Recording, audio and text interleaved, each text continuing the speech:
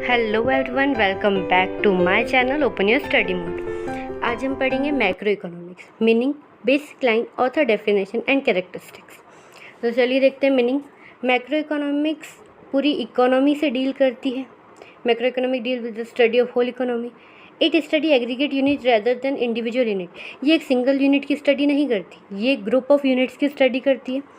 Macro economic overall economic condition से deal करती है किसी भी कंट्री की, जैसे पूरी कंट्री में कितना कंजप्शन हो रहा है, टोटल प्रोडक्शन कितना हो रहा है, टोटल इन्वेस्टमेंट कितनी हो रही है, national income, public expenditure, public revenue. Public expenditure का यहाँ पर मतलब है कि गवर्नमेंट हम पब्लिक पर कितना पैसा खर्च करती है, यानी रोड बनाने के लिए और अदर फैसिलिटीज़ के लिए। और पब्लिक रेवेन्यू दैट मीन्स जो पब्लिक गवर्नमेंट को पैसा देती है in the form of tax और एनी अदर फॉर्म। सो ये सब कुछ एग्जाम्पल्स हैं मैक्रो इकोनॉमिक्स के। होप आपको ये क्लियर होगा। चलिए आगे बढ़ते हैं। कुछ बेसिक लाइन जो आप मैक्रो इकोनॉमिक का मीनिंग लिखते वक्त यूज़ कर सकते हो।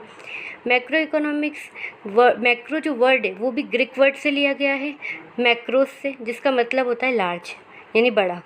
मैक्रो इकोनॉमिक्स को हम इनकम और एम्प्लॉयमेंट थ्योरी भी बोलते हैं। सो ये दो लाइन आप यूज़ कर सकते हो मीनिंग लिखते समय। अब है प्रोफेसर चैम्बरलिन ने क्या डेफिनेशन दी है। तो macro economic studies aggregate relation. Macro economics किसकी स्टडी करती है? एग्रीगेट रिलेशन की, यानी ग्रुप ऑफ यूनिट्स की स्टडी करती है, ना कि सिंगल यूनिट की। ठीक है, ये बहुत नेक्स्ट प्रोफेसर बॉल्डिंग कहते हैं कि मैक्रो इकोनॉमिक इंडिविजुअल यूनिट की स्टडी नहीं करती है, एग्रीगेट यूनिट की स्टडी करती है। इंडिविजुअल इनकम की नहीं, नेशनल इनकम की स्टडी करती है। इंडिविजुअल प्राइस की नहीं, बल्कि जनरल प्राइस लेवल की स्टडी करती है। प्रोडक्शन इंडिविजुअल की नहीं, जबकि नेशनल प्रोडक्शन की। चलिए अब देख लेते हैं मैक्रो इकोनॉमिक्स की characteristic. Study of aggregate economy. Macro economic aggregate economy की स्टडी करती है।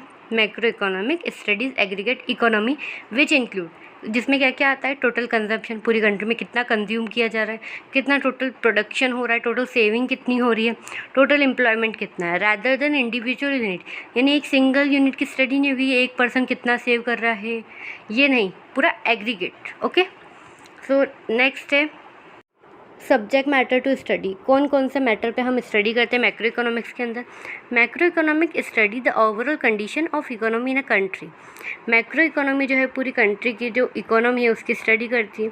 कुछ सब्जेक्ट मैटर जिस पे हम स्टडी करते हैं वो है इसमें total consumption, total saving, total investment etcetera. इस टाइप की कुछ चीज़ें जिसमें इंडिविजुअल यूनिट्स कभी भी इंक्लूड नहीं होगी, क्योंकि ये नेशनल लेवल पे करती हैं। अब नेक्स्ट है third point, priority to group interest. Group interest को प्रायोरिटी देती ना कि इंडिविजुअल को। Macro economics gives priority to group interest instead of individual interest, यानी एक सिंगल पर्सन के इंटरेस्ट को, सिंगल पर्सन के बेनिफिट को ये प्रायोरिटी नहीं देती है, because it study is based on whole economy of a country, क्योंकि इसकी जो स्टडी है वो पूरी इकोनॉमी पे बेस्ड है कंट्री की। ये एक सिंगल चीज़ की स्टडी कभी भी नहीं करेगी, एक सिंगल पर्सन के प्रॉफिट की स्टडी से कोई भी लेना देना नहीं है। नेक्स्ट है interdependence. Micro and macro theory are not totally separate and independent. Micro और मैक्रो इकोनॉमिक्स की जो थ्योरी है वो पूरी तरीके से अलग नहीं है एंड इंडिपेंडेंट, ना ही वो इंडिपेंडेंट है, बट इंटरकनेक्टेड एंड इंटरडिपेंडेंट। दोनों ही एक दूसरे से कहीं ना कहीं कनेक्टेड है और कहीं ना कहीं एक दूसरे पर डिपेंडेंट है। Thus macro economic represent the economy as a whole. इसलिए मैक्रो इकोनॉमी जो है पूरी इकोनॉमी को एज अ होल, यानी पूरी इकोनॉमी को जो है रिप्रेजेंट करती है।